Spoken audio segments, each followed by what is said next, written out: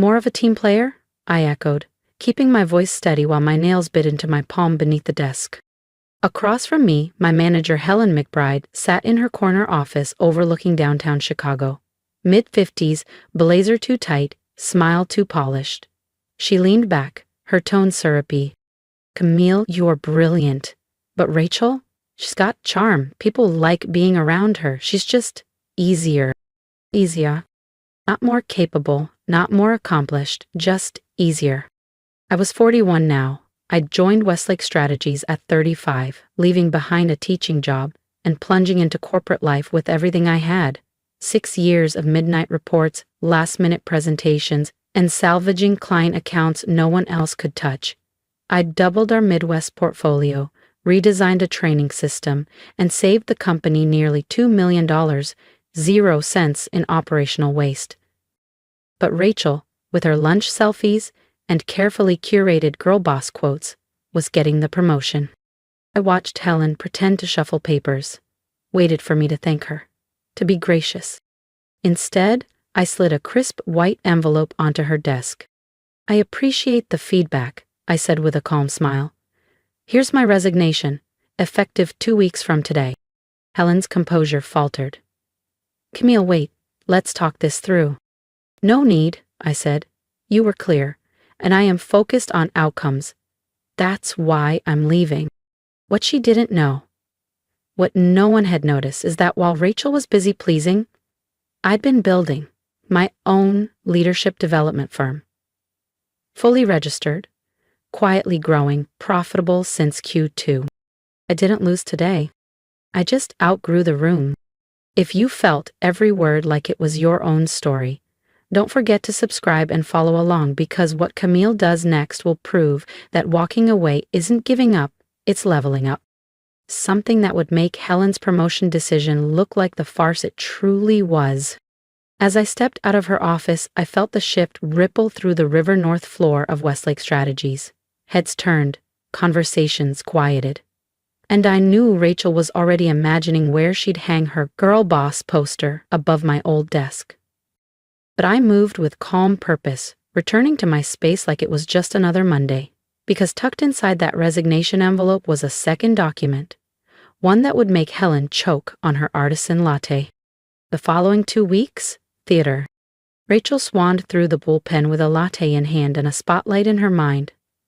On the 4th day, she leaned over my cubicle wall, lips curled in a smug half smile.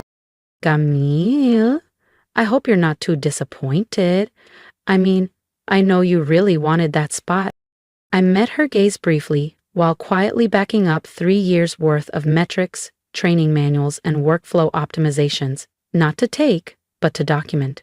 Every dollar saved, every system I designed, every outcome attributed to my team.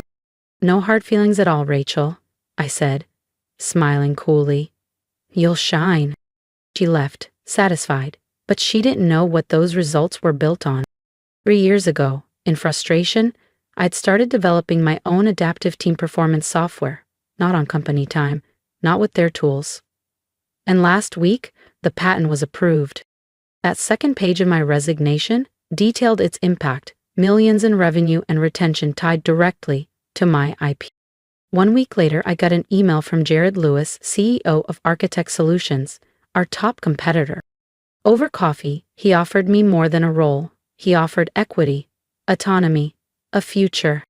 He slid a contract across the table. "We've been waiting for someone like you," Jared said, his tone steady, sincere. "Someone who understands that outcomes, not optics, build legacies." As I signed the partnership agreement, something shifted inside me. This was what real recognition felt like. Not applause for appearances, but respect for substance. On my final day at Westlake Strategies, just as I returned my access badge, Helen called me into her glass-walled office one last time. The polished calm she always wore had cracked. Her voice trembled. "Camille, we need to discuss the report you attached to your resignation." She held up the printed document with stiff fingers. "Why didn't you ever tell us about this platform you built?" I sat down across from her, slowly straightening the hem of my navy blazer. I did, I replied. 3 separate proposals over the last 2 years. You dismissed each one, said your priority was improving interpersonal chemistry across departments. Her eyes scanned the pages, color draining from her face as she absorbed the data. Operational savings, automated workflows, predictive project forecasting. And this is? Patented? She asked, her voice barely above a whisper. I nodded.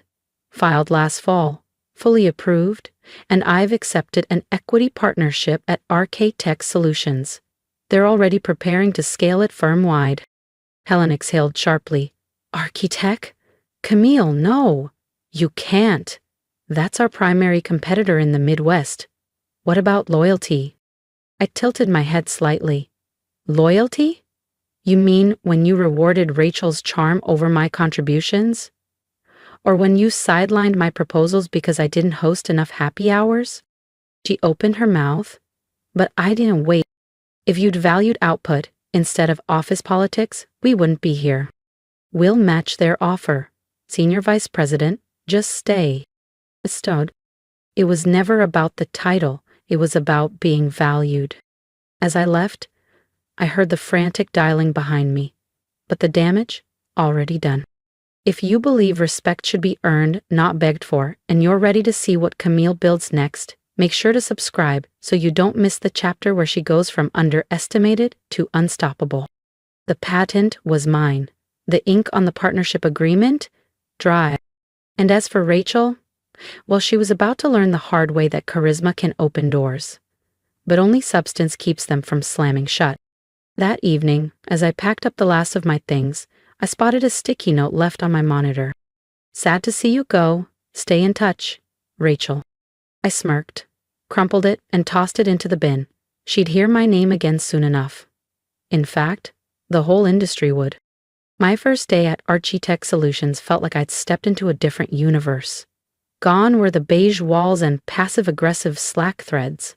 My new office overlooked Lake Michigan, floor-to-ceiling windows, sleek design, and a nameplate on the door that read, Camille Bennett, Partner, Strategy, and Systems Innovation. But the real shift wasn't the title. It was the respect. Jared Lewis, the CEO, held a full all-hands meeting to welcome me. But it wasn't a typical onboarding speech. He told my story. He spoke about the platform I'd developed, its measurable impact, and how it had already changed how firms operate. Camille isn't here to fill a role, Jared said. She's here to lead a new frontier. Her work has saved millions. It's brilliant, it's proven, and it's just the beginning. At Westlake, I was a ghost behind the curtain. At Architect, I was the architect in the spotlight. And then, 3 months later, came the moment that sealed it. Mid-strategy workshop, my phone buzzed. A message from Tariq Henderson, one of the few sharp minds left at Westlake. Check the news, something big just dropped. I slipped into my office and pulled up the headline. Westlake Strategies loses 30% of clients after Q2 systems breakdown. The article was brutal. Missed deadlines, ballooning budgets, 3 flagship clients. Gone. The report described Westlake's internal systems as fractured, outdated, and alarmingly dependent on undocumented processes. But one quote hit home, from a former client of mine. Service has collapsed, said Thomas Kwan, CEO of Terra Nova Solutions.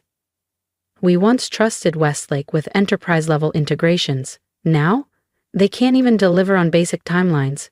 It's like the backbone of their operations disappeared. I smiled.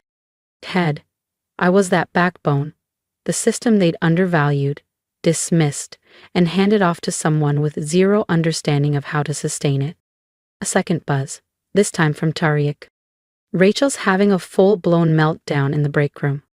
I leaned back, sunlight reflecting off the lake and spilling into my office. I didn't need revenge. I had results. If you've ever been dismissed, sidelined, or passed over for someone louder but far less capable, subscribe to the channel because Camille's rise is just getting started, and what comes next will shift the whole industry. Rachel had spent years mimicking competence. repeating buzzwords, smiling her way into rooms she didn't deserve to be in. But now, she was exposed? And Helen, who gambled on appearance over ability, was watching her decision unravel in real time. Meanwhile, I had bigger moves in motion. At Architect, my system wasn't just running, it was revolutionizing. Project timelines were cut by 52%. Client satisfaction scores hit an all-time high. Operational KPIs off the charts.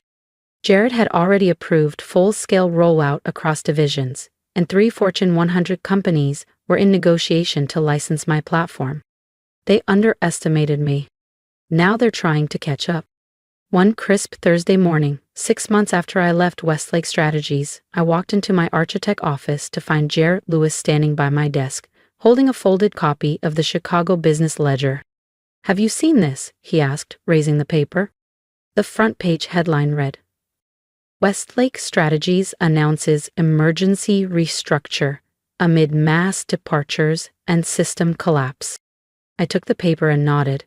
I saw. Looks like they're dismantling everything. "They're finally admitting how badly they mishandled their people," Jared said. "They tried to rebuild your platform in-house, but they didn't understand the foundation," I said, already knowing. "They thought it was just code, but it was the logic behind the code that made it scalable." Jared gave me a slow, knowing smile, the kind that only comes from watching the long game unfold. "Which is why the board voted unanimously to promote you," he said. "Starting next week, you'll be our Executive Vice President of Strategic Innovation. You've not just improved our systems, you've changed our direction." A quiet warmth rose in my chest. This was what recognition should feel like, not applause for being agreeable, but respect for building something real. Later that afternoon, as Chicago's skyline glowed gold in the sunset, an unexpected email landed in my inbox. From Helen McBride. Subject, apology. "I assume you've heard what's happening at Westlake. I want you to know, I was wrong. Dismissing your work was the worst mistake of my career. The board knows now. They know what you built, and what we lost. I resigned last week. Rachel stepped down a month ago. Turns out deliverables don't respond to charm." I stared at the screen, unread emotion flickering across my face. Validation had arrived. Not that I needed it, but it was poetic all the same. The email from Helen continued. "I know it's too late to change what happened, but I wanted you to know. You were right. Results do matter. I just wish I'd seen that sooner. Best, Helen." I read it twice. There was a time when a message like that might have broken something loose inside me, when even late recognition might have been enough to patch old wounds. But that time was gone. Now, in my corner office at Architect Solutions, sunlight glinted off the glass frame surrounding my patent certificate. Behind me, a polished plaque from our highest performing quarter to date. On the shelf, a fresh copy of Forbes, open to a feature naming me one of the top 10 women redefining tech innovation. Helen's message was no longer a reckoning. It was a footnote. I clicked reply and typed, "At one, thank you for your message. You're right. Results do matter. I wish you well in what comes next. Camille." I hit send, then looked around my office. Every inch of it, every ounce of respect in this space had been earned, not gifted, not bartered for, built. The next morning, I called a full team meeting. The room filled quickly. Engineers, analysts, designers. Not one person was there to show face. They were here because they cared. Once we settled, I stood. "Before we dig into our next major rollout," I said, "I want to share a quick story. Not about strategy or code, but about value, about recognizing it in others, and about never letting anyone else define your worth." Heads nodded, eyes sharpened. Now, we were building something bigger, together. As I spoke, I saw heads begin to nod. Eyes sharpened. People leaned in, not just to my words, but to the weight behind them. They understood. They saw that this company, our company, wasn't running on image or ego. It was running on integrity, on courage, on the belief that quiet strength, when aligned with purpose, builds movements. That evening, driving home past Westlake Strategies, I slowed at the light. Their once proud logo, etched into the side of the building, looked weathered now, dimmed by time and consequence. A for lease sign blinked weakly in the fourth-floor window. Downsizing, again. But I didn't feel smug. I felt grateful. Grateful they didn't see me. Grateful they dismissed what I created. Grateful because in pushing me out, they set me free to build something better. Because sometimes the greatest gifts come dressed as rejection. Sometimes being too focused on results is the very quality that makes you unstoppable. And sometimes the best way to respond to being underestimated is to build something so impactful they can't look away. My phone buzzed. A message from Tarut lit up the screen. Westlake's board is asking about you. They're wondering if you'd consider coming back as CEO. I stared at the screen, then typed back slowly. Appreciate it, Tariq. But I'm exactly where I need to be. Because real success isn't about going back to prove anyone wrong. And it's about proving yourself right. It's about standing firm in your own value, especially when no one else does. It's about refusing to shrink for someone else's comfort and choosing to rise for your own purpose.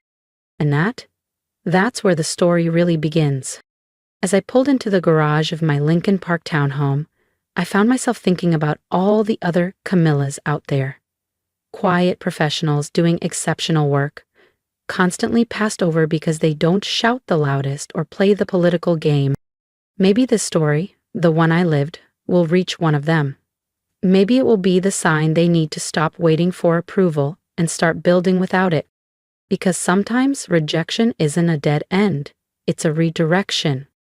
You take the dismissal, you take the silence, and you turn it into momentum, into systems, platforms, and legacies that prove your too much was always just code for you're beyond what they could handle. That night, sitting in my home office reviewing global licensing proposals for the system I once built in secret, I felt a deep sense of peace. Above my desk, framed in matte black, was the quote Helen once tossed at me like an insult. You're too focused on results. She wasn't wrong. That focus, it's exactly what brought me here. To leadership, to innovation, to clarity, to the place I was always meant to stand, on my own terms. If you've made it this far, thank you, truly. This story wasn't just about me. It was about every person who's ever been told they were too much, too focused, too serious, or just not enough in all the wrong ways. If you saw yourself in my journey, I want to hear from you. Drop a comment below. Tell me where you are in your own story, because I know how lonely it can feel when you're doing the work, getting the results, but still getting passed over. Been there. And I promise you, you're not invisible, you're not imagining it, you're not asking for too much, when all you want is to be respected for what you bring to the table. If this story moved you, please consider subscribing, not just to follow what happens next, but to become part of a community that believes in quiet strength, in earned success, in resilience without spectacle. We're building something here, for people like us. And if I could offer one piece of advice, it's this: stop waiting for permission. Stop shrinking to fit their comfort. Don't let someone else's inability to see your value become the reason you stop believing in it yourself. Use their doubt as fuel. Use their silence as space to create. Keep showing up, keep building, because one day they'll realize what they lost, and by then you'll already be somewhere better, somewhere built by your own two hands. This is your sign. This is your moment. You don't have to prove them wrong. You just have to prove yourself right. And I'll be right here cheering you on.